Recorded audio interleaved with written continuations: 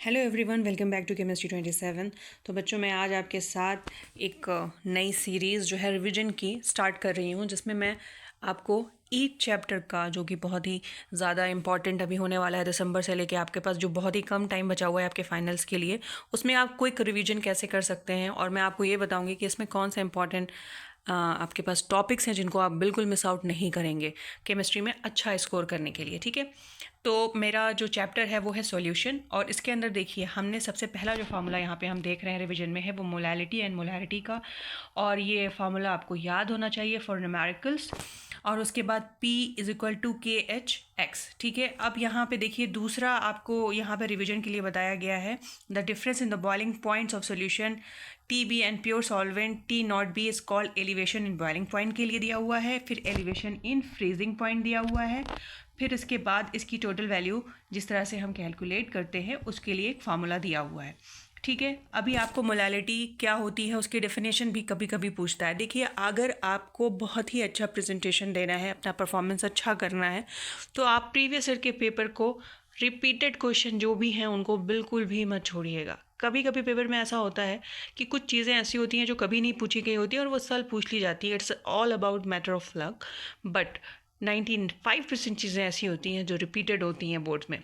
तो अगर आपने थॉरली अपने सब्जेक्ट को अच्छे से पढ़ा है, फिर आप उसको रिवीजन भी अच्छे से कर रहे हैं, तब आप बहुत अच्छे से स्कोर कर सकते हैं।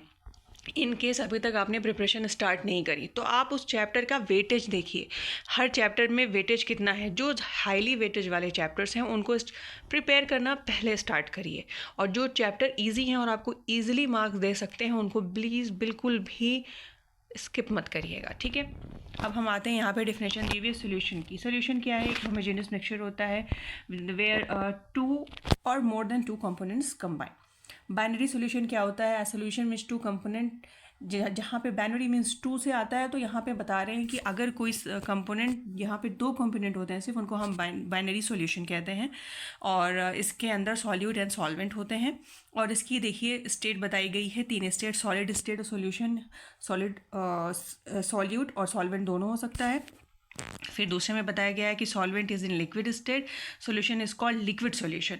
एंड तीसरे में बताया गया है कि जब सॉल्वेंट गैसेस में होता है तो हम उसको गैसेस सॉल्यूशन कहते हैं। फिर concentration, the amount of solute, जितना अमाउंट ऑफ सॉल्यूट आप सॉल्यूशन के अंदर डिजोल्व कर रहे हैं। ठीक है, अब इसके बाद mass by volume percentage, mass of solute dissolve in 100 millilitre of solution, molality की डेफिनेशन। हाँ, मोलैलिटी को हम स्मॉल m से डिनोट करते हैं, and is the number of moles of solute पर परसेंटेज इन 1 kg। यहाँ पे हम किस में बात कर रहे हैं? kg में बात कर रहे हैं। ठीक है, आपको बस ऐसे ही डिफरेंस इसका जो है याद करना पड़ेगा। यहाँ पे जब kg में बात होगी तो वो मोलैलिटी होगी, जब लीटर में बात होगी तो वो मोलैरिटी हो जाएगी। ठीक है, और normality is a number of gram equivalent की बात आ गई, जो पर लीटर के हिसाब से हम बात कर रहे हैं। अब सॉल्युबिलिटी क्या है भाई? जितना भी मैक्सिमम अमाउंट किसी भी सॉल्यूशन के अंदर सॉल्वेंट जो है डिजोल्व कर सकता है स्पेसिफाइड टेम्परेचर पर, तो उसको हम सॉल्युबिलिटी कहते हैं। ठीक है, उस स्पेसिफिक टेम्परेचर पर उस सॉल्वेंट के अंदर इतनी कैपेसिटी है अपने अंदर इतना सॉल्यूट डिजोल्व करने की। सैचुरेटेड सॉल्यूशन क्या होता है? एक ऐसा सॉल्यूशन जिसके अंदर अब कुछ और नहीं डिजोल्व हो सकता। ठीक है, it is a solution in which no more solute can be dissolve at the same temperature and pressure. ठीक है, अब इसकी हद खत्म हो गई है, it can not take more. ठीक है, पेट भर गया, अब मैं और नहीं खा सकता, like that. In a nearly saturated solution, if this solution process is an endothermic process, solubility increases with increase in temperature, and in nearly saturated solution, if diffusion process is exothermic, means दोनों condition होती है, दोनों condition होती है। अगर endo होगी तो temperature क्या होगा? इंक्रीज होगा, और अगर एक्सो होगी तो टेम्परेचर क्या होगा? सॉलिबिलिटी जो है इस प्रोसेस में डिक्रीज होगी अगर इसके अंदर एक्सोथर्मिक होती है। ठीक है, सॉलिबिलिटी इंक्रीज एक में हो रही है और एक में सॉलिबिलिटी डिक्रीज हो रही है। याद रखिए, एंडो में क्या हो रही है? इंक्रीज होती है, और एक्सो में क्या हो रही है? सॉलिबिलिटी डिक्रीज हो रही है जब टेम्परेचर बढ़ा रहे हैं। अब इसके बाद बहुत ही अच्छी वाली बात आती है, that is Henry's law. Henry law की डेफिनेशन अब इसका बहुत अच्छे से आपको पता होनी चाहिए इसके बारे में, और जो भी चीज़ें इसमें दी गई हैं आपकी बुक में डिटेल में, वो भी आपको मिस आउट नहीं करना है न्यूमेरिकल्स के बेसिस पे।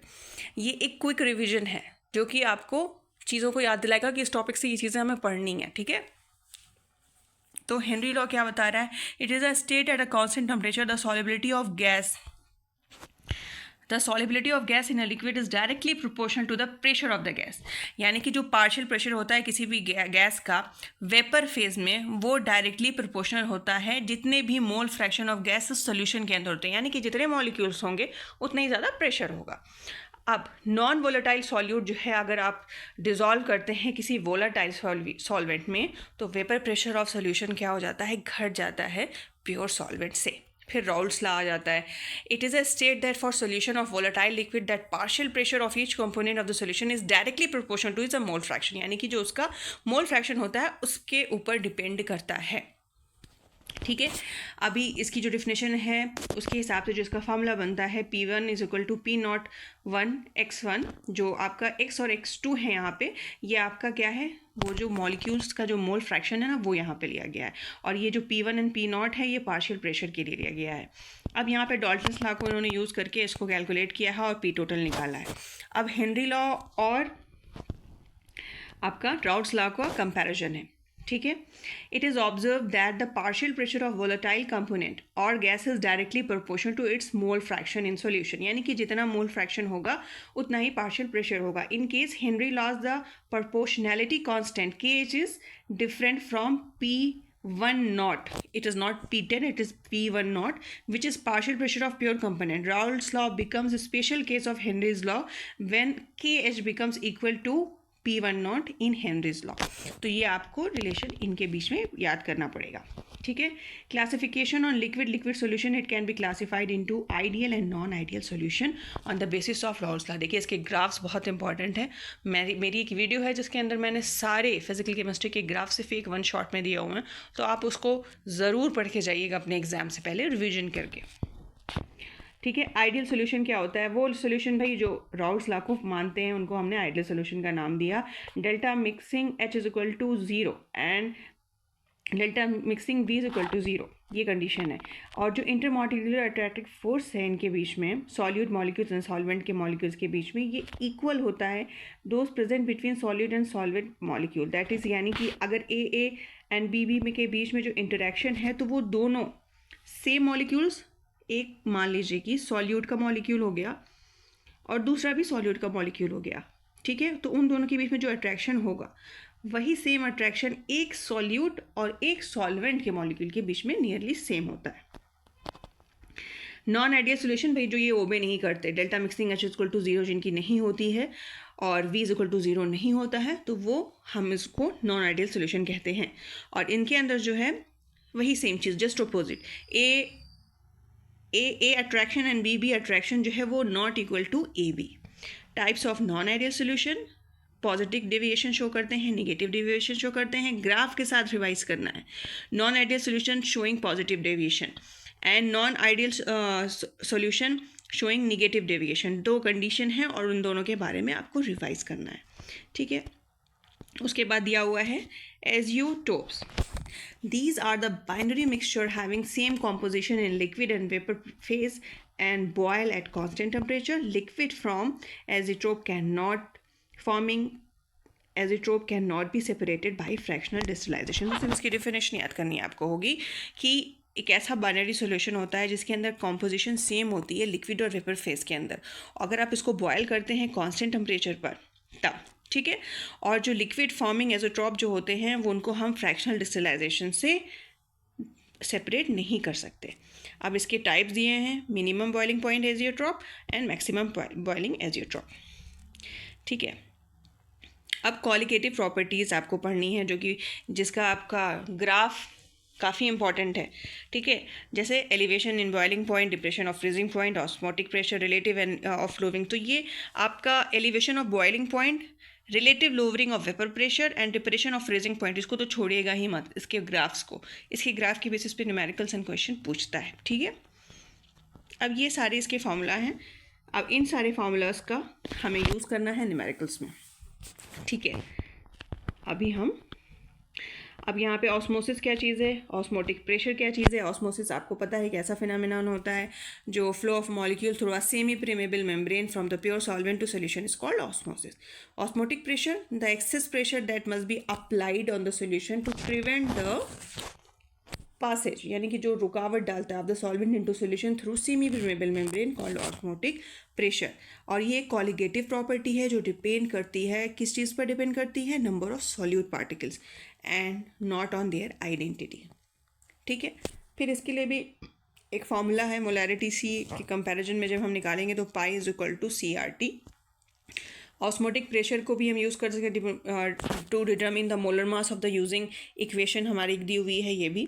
उसके बाद एक आता है आइसोटोनिक सॉल्यूशन। दो सॉल्यूशन सेम ऑस्मोटिक प्रेशर पे किसी गिवन टेम्परेचर पे क्या कहलाते हैं, isotonic, hypertonic.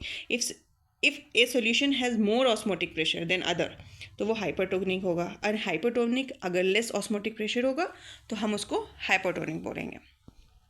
Reverse osmosis just opposite to the osmosis. Osmosis process के जो अपोजिट आपकी परफॉर्मेंस देता है कोई solution, the process of movement of solvent through semi permeable membrane from solution to pure solvent by applying excess pressure on the solution side is called reverse osmosis. Colligative properties always helps to calculation in molar mass. फिर want of factor है जिसका formula है यहाँ पे, and इस तरह से इस चैप्टर में सारी चीज़ें फिनिश हो गई। ठीक है, तो इन चैप्टर में जो भी ग्राफ दिए हुए हैं उनको मिस आउट मत करिएगा और उसको बहुत अच्छे से पढ़िएगा, और जो भी न्यूमेरिकल्स रिपीटेड पूछे गए हैं प्रीवियस ईयर के पेपर को लेकर उसे ज़रूर प्रैक्टिस करिएगा। होप सो ये वीडियो आपके लिए हेल्पफुल हो। Thank you.